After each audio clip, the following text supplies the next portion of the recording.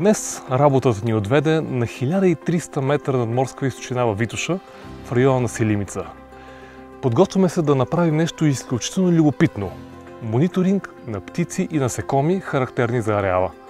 Този мониторинг е ключова част от работата ни по адаптация към климатичните промени на най-уязвимите към тях гори – боровите култури. Всъщност целта му е да проследи развитието на биоразнообразието в тези изложени на риск гори. Наш водач в тази експедиция ще бъде експертът на ВВФ в програма Гори Костадин Вълчев. Коце, здравей! Здравей!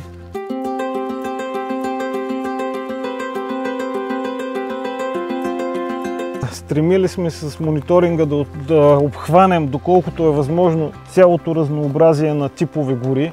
Надморска височина, изложение, основен тип почви, наклони, възраст на горите. Сега тук сме в един от най-високите обекти за мониторинг между 1300 и 1400 метра.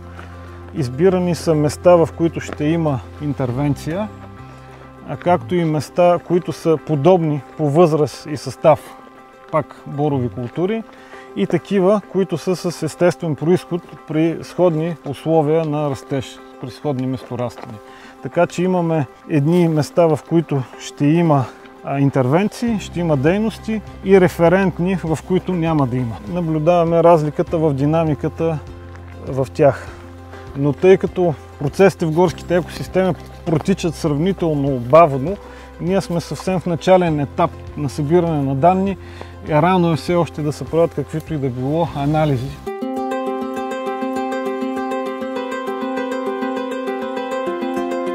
За да даде обективен резултат, един мониторинг трябва да продължава години. Но така е.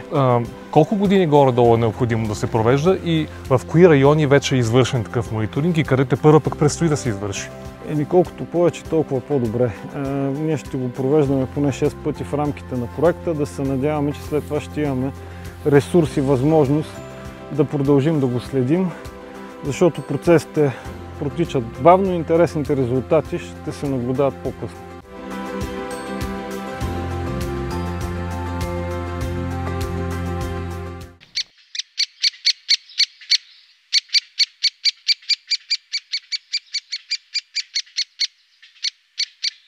Чуваме различни видове птици. През брачния период, малко по-рано през годината, те са доста по-интензивно пеят и по-често могат да се чуят от по-големи разстояния, така че основно се ориентираме по звуците.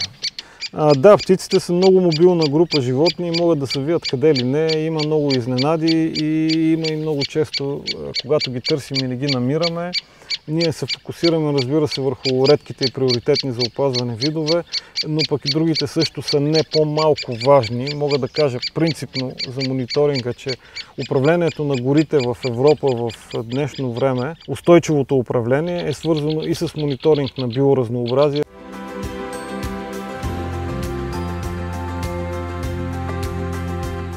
Основните компоненти са дървесните видове и тяхното разнообразие.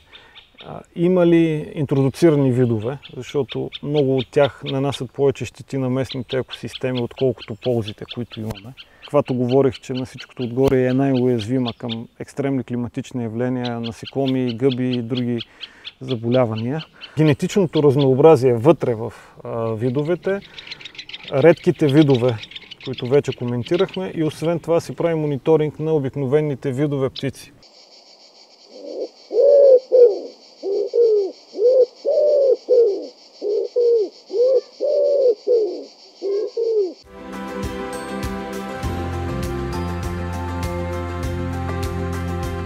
Голяма част от боровите гори, които са предмет на трансформация по настоящия проект, те са извадени от естественото им разпространение. Те са свалени по-ниско.